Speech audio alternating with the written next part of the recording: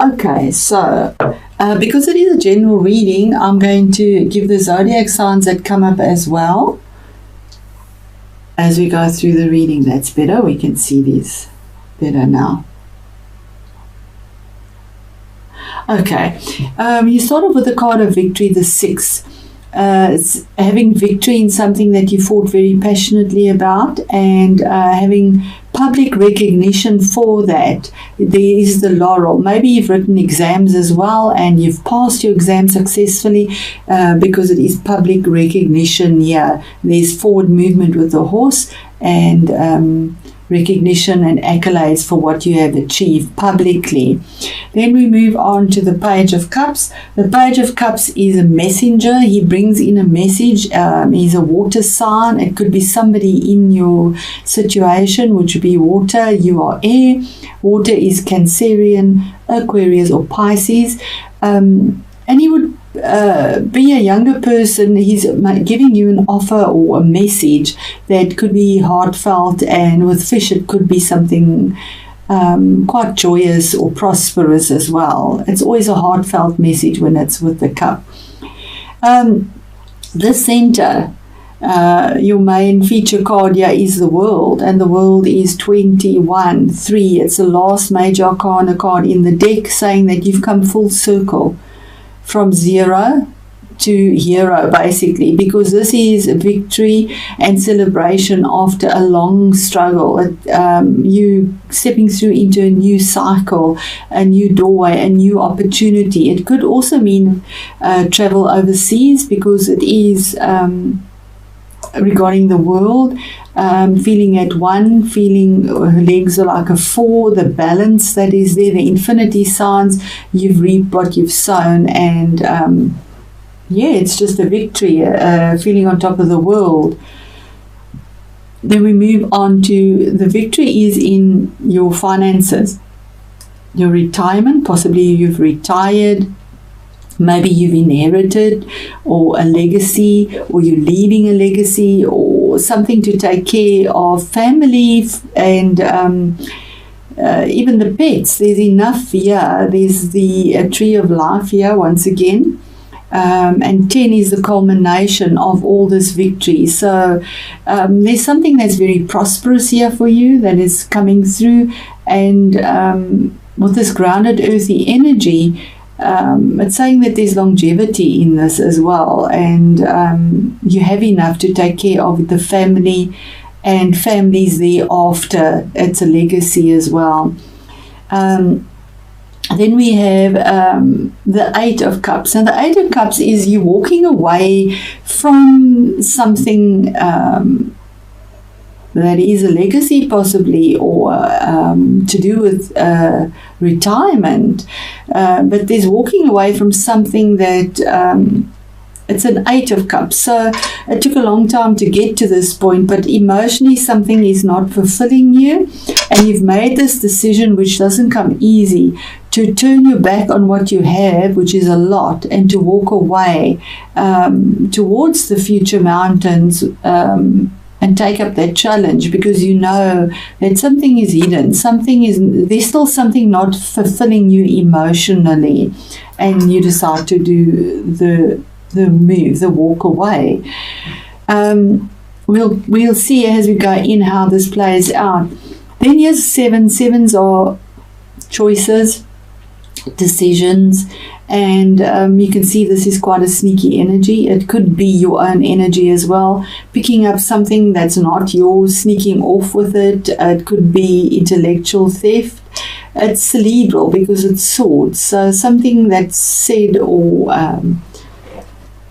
it's known as a card of theft as well. It could also be, because it's cerebral, thoughts and speech and contracts, and it could be a warning to be careful that something of yours might be stolen.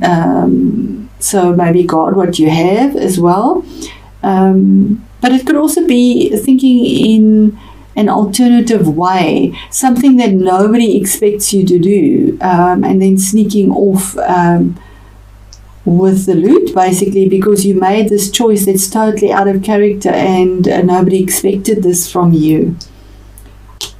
The next card is your fate and destiny, the Wheel of Fortune 10. It's the culmination of the cycle of victory, celebrating after a long battle. And this offer, and this, there's a Wheel of Fortune, there's a culmination. It's a ending of a cycle and a beginning of a new cycle, which is happier for you moving forward. It was your fate and destiny, so it was definitely a cycle, a karmic cycle that has come to an end or ending, and it has to do with something that is legal. There is this could be your own energy because it is air. Swords is air. This would be a woman over 40. And she'll be using cerebral energy.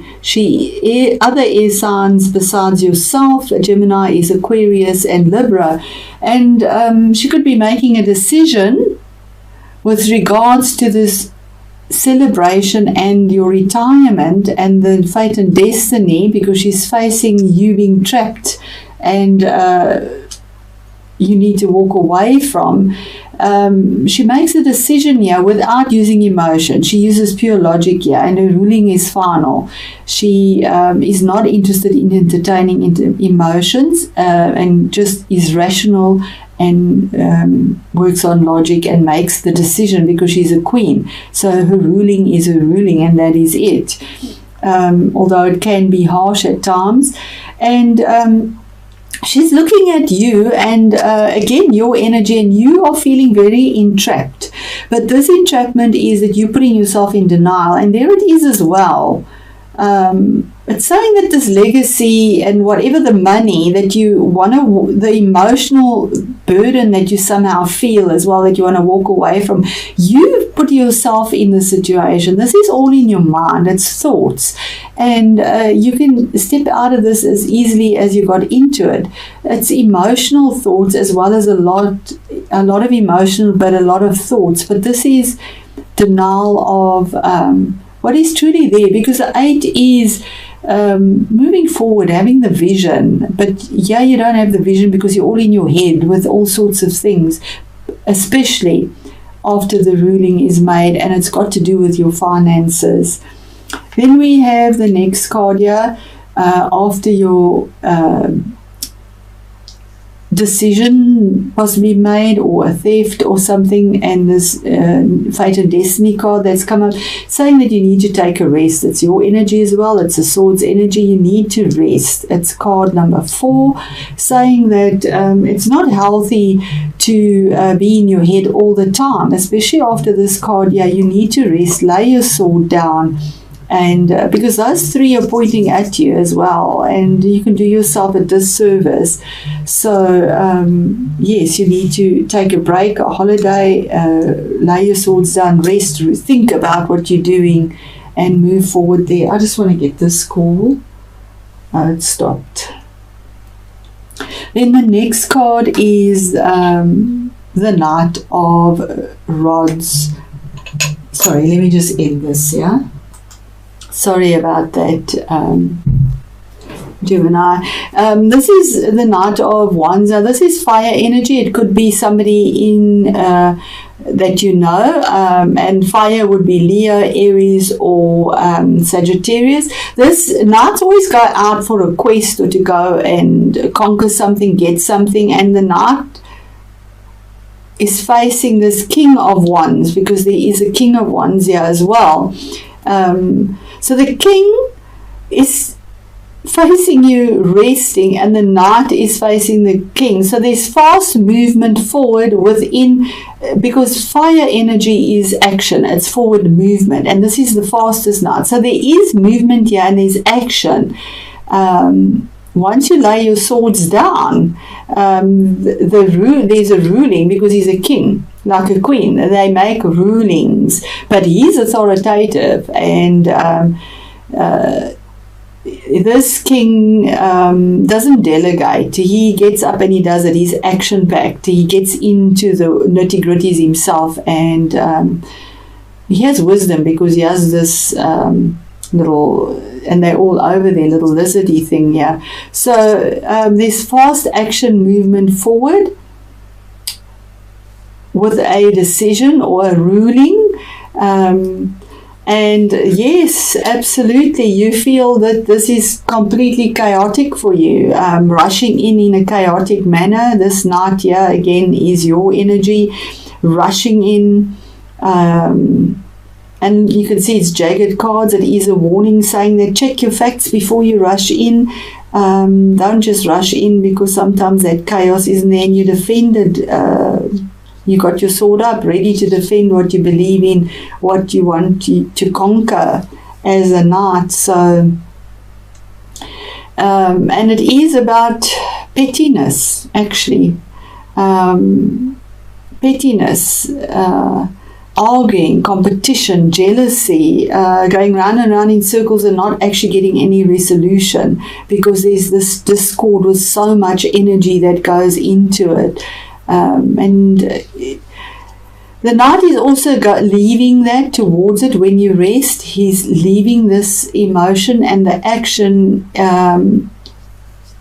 for this pettiness is also fast moving, because at the end of the day, the outcome is Aries, the card of Aries, and it is the Emperor as well as a zodiac. It's Aries. But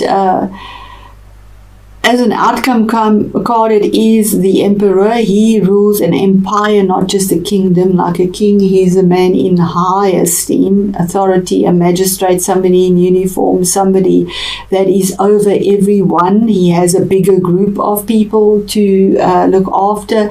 He makes his decision is final. There's no going back in it. It could be assertive, fiery, stubborn, calculated, but takes care of everyone around him as well in a very fair, passionate way, and also defends it because he has armor, defends it. And he has his Ankhya, which is a wisdom that he has from the ages. So with that movement forward. So there is manifestation here for you, Gemini, and there is victory for you. Victory for you if you do something that is not expected of you. If you just change the way you are, take the break, move away from the chaos, you have stability, because he brings stability as well. Walking away, if you don't walk away from this that is in your life with regards to finances, and you keep yourself entrapped continuously, there's going to be fast movement with this, and it's going to cause a lot of competition and arguments in a fiery way, and a ruling's going to be made. So, you can have victory. There is fate and destiny for you, and there is stability offered for you with regards to finance. So it is about finance, legacy, settlements, legal battles. I don't see anything about a relationship in here. So whatever it is ended, if it was a divorce.